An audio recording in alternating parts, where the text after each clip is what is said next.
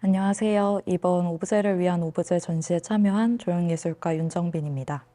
저는 스스로에게서 파생된 캐릭터를 가지고 낙서, 조각, 영상을 만들고 있습니다. 손에 잡히는 재료로 그려 만든 캐릭터에 여러 동작이나 질감을 입혀보면서 작은 역사가 축적되는 과정을 좋아합니다. 한번 캐릭터에 부여한 속성은 바꾸지 않으려고 합니다. 저는 낙서를 그려서 상태를 가다듬지 않고 드러내는 것을 해왔습니다. 낙서에는 부담이 없고 손이 먼저 움직이는 경향이 있으며 물리적으로도 주변에 그릴 수 있는 것들을 모두 동원해 이루어지기 때문입니다. 그래서 저의 낙서는 이면지, 우드락, 자투리나무, 스케치북 등의 위에 있습니다. 낙서가 있었다는 사실을 기억하고 모아두는 것을 중요하게 생각합니다.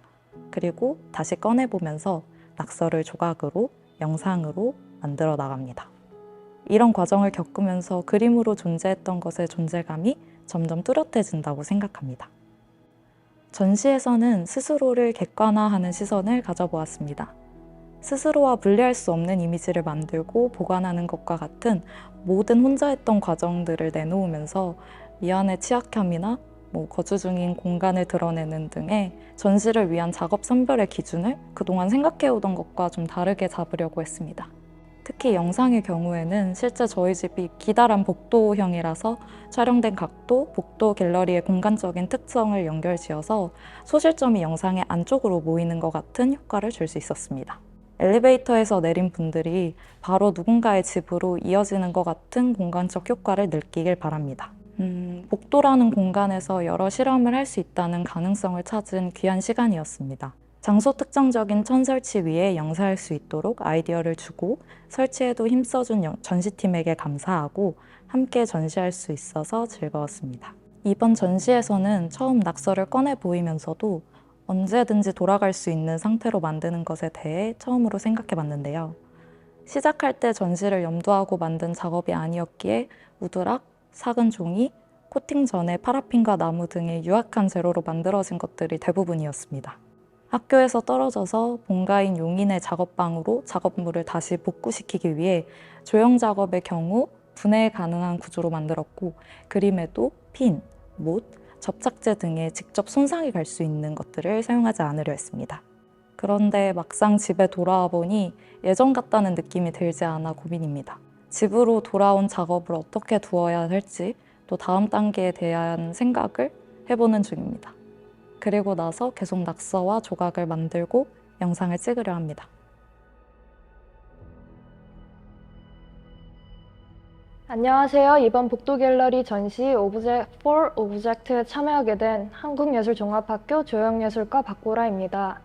입체와 사진을 주로 사용하며 현재는 유리 캐스팅과 크로셰 공예를 중점적으로 작업하고 있습니다.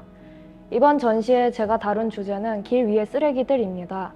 평소에 자주 지나다니는 골목길을 관찰하며 그곳에 놓인 여러 사물에 대한 관심으로 이 작업을 시작하게 되었습니다.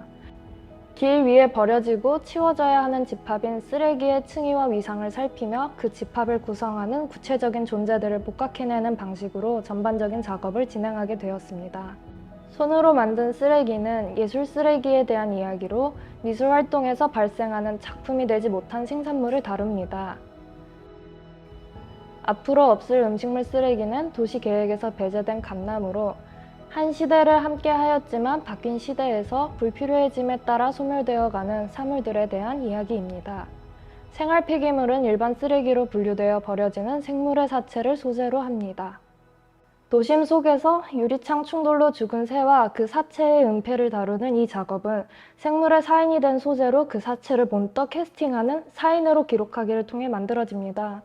사라지는 사체를 사인으로 복각함으로써 은폐된 죽음을 드러내고 그 부당함을 직접적으로 고발합니다. 이번 전시는 복도갤러리라는 교내 실험 공간을 통해 평소 쉽게 시도하지 못했던 과감한 설치를 시도해 볼 수 있었습니다.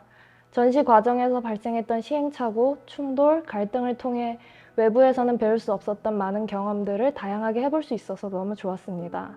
같이 고생해주신 팀원분들도 너무 감사하고 개인적으로 인복이 많은 전시팀이었던 것 같아요. 안녕하세요. 한국예술종합학교 조형예술과에 재학 중인 이성민입니다. 떠오르는 것들을 연결짓고 물리적으로 위치시켜서 얘기해보자 하는 태도로 작업적 실험을 이어가고 있어요. 종종 해양공원으로 산책을 나가곤 하는데 바닷가에서 스펀지라는 이질적 존재가 너무나도 자연적인 형상을 하고 있고 그것을 구별해내며 주웠었어요. 넘어지지 않기 위해서 발 근처를 바라보고 조개를 만지작대고 약간의 성취감을 느끼며 정해진 루트를 따라 돌아오곤 합니다. 다만 이러한 과정 중에서 저는 계속 다른 생각을 하고 있어요. 뭔가 그런 자잘한 생각들을 역추적해서 시발점이라고 여겨지는 곳을 찾아가는 여정이 저의 주 관심사가 되는 것 같습니다. 모호한 것으로 시작해 대화를 나누게 되면 저와 저의 친구들은 각자가 언어를 해석하는 방식으로 은유를 이어나가게 되는데 그러한 이상한 이야기들 속에서 여러 생각을 통하는 지름길을 발견하기도 하고 장난으로 이어지기도 해서 재미있어요. 누적되는 숫자의 시간에서 벗어나서 이렇게 날아다니며 얘기하는 것 같다라고 생각하고 있습니다. 내가 이어온 행위들이 기억으로 연결되고 제가 설정한 2개의 동공을 가진 눈이라는 장치를 거쳐서 지형으로 이어지는 것에 대해서 얘기를 해보고 싶었습니다. 이번 전시에는 Memory Photography Series, 구워진 동굴피스, 시선 뒤섞기 이렇게 3가지 작업이 있는데요. 각각의 작업은 지각에 대해 얘기하고자 하는 과정이자 시도가 될 것 같아요. 또 동선에 따라서 갤러리라는 공간에 지형적 재현을 시도하다가도 계단을 올라와서 다시 보았을 때 대화를 나누며 바삐 움직이는 손, 수집품, 쌓이고 흩어지는 조개들이 보이게 되겠네요. 대화를 나누며 움직이는 무의미한 손동작의 기록이기도 하지만 동작과 대화가 늘리게 되는 어떤 순간의 연장선들이 그 연장선 끝에 서 있는 내가 다 달라진다라는 점에서 확장을 말할 수 있을 것 같다라고 생각하고 있어요. 대화라는 시간을 갖기 전에는 존재하지 않았던 어떤 가능성들이라고 생각하고 있습니다. 작업에서 드러나는 텍스처를 은연중에 중히 여기는 것 같은데 사진 시리즈 같은 경우엔 놓여진 돋보기 렌즈로 이렇게 확대해 볼 수 있어요. 그 확대에서 보면 선명한 기록을 위해 특수 용지에 분사된 미끈한 잉크가 평면을 벗어난 아주 얄팍한 조각이 됩니다. 사진 위에 화학약품들이 보글거리고 잉크가 밀린 거끌거리는 흔적들을 확인할 수 있어요. 속에 빨려 들어가기, Looking Inside by Looking Outside 프로젝트와 같은 경우는 20년도에 시작된 메모인데요. 외부에서 흘러들어오는 자극이 눈과 시신경을 거쳐서 의식의 변형작용을 일으킨다라는 그런 개념입니다.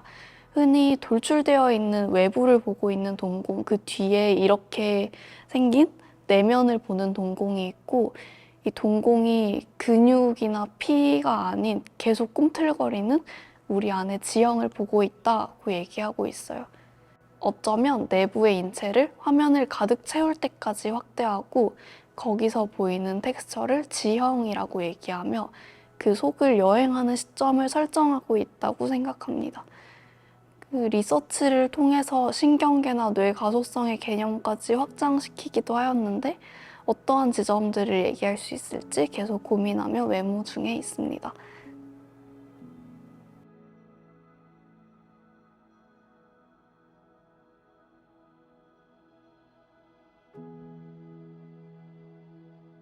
안녕하세요. 이번 복도갤러리 전시 오브제를 위한 오브제를 기획하게 된 김민정입니다. 음악학을 전공하고 있으며 미술이론을 부전공하고 있습니다. 전공에서 배운 여러 인접 학문을 토대로 나를 둘러싼 현상들에 대해 탐구하고 나아가 예술을 접할 때 느끼게 되는 여러 감정적 층위에 대해 학문적으로 관심을 갖고 있습니다. 사실 저는 기획자로서 어떤 기획 아이디어를 갖고 작가님들을 모신 건 아니었습니다. 또한 기획회의에서 작가님들의 의도를 최대한 살려내기 위해 최소한의 개입만 했고요. 그렇기에 작가님들이 원하는 모든 니즈를 반영할 수 있었고 그 속에서 모두 만족할 수 있는 전시를 기획할 수 있었습니다.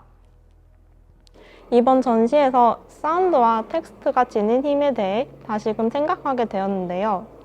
팀원들이 해준 말들이 기억납니다. 우선 이전에 참여했던 전시들에서는 알 수 없는 허전함, 즉 공허함이 존재했는데 이를 사운드가 채워주었다고 제게 말해주었습니다. 사실 작가님들이 논리적이고 독자적인 세계관을 갖고 계셔서 작품 그 자체만으로도 훌륭했을 법도 한데 사운드가 시너지 효과를 발휘해서 더욱 만족도가 높았던 것 같습니다. 두 번째로는 아마 기획을 하면서 가장 보람찬 순간이 아니었나 싶은데요. 기획자의 여러 일 중 제가 가장 중요하게 생각하고 그리고 공들이는 부분이 전시 서문을 작성하는 일입니다. 팀원분들께서 자신의 작품을 누군가가 그의 글로 재해석한다는 것에 대해 되게 고맙게 여겨주신 것이 저를 더 복돋아 주셨던 것 같아요. 어쩌면 너무 어렵게 읽히는 그런 존재로 여겨졌던 전시 서문들이 누군가에게는 전시 관람에 있어 불필요한 것으로 여겨질 수도 있었는데 다시금 제 위치와 그리고 존재 이유에 대해 상기시켜 주셔서 감사할 따름입니다. 참으로 외부적으로 우여곡절이 많았던 전시입니다. 하지만 그럴수록 저희는 내부적으로는 단단해져서 전시를 끝까지 성공적으로 이끌 수 있었던 것 같습니다. 기획자로서 다소 부족했을 수도 있는데 선뜻 전시를 하겠다고 해준 팀원들에게 너무 고맙고 그리고 기회가 된다면 다음에도 작업을 같이 할 수 있었으면 좋겠습니다.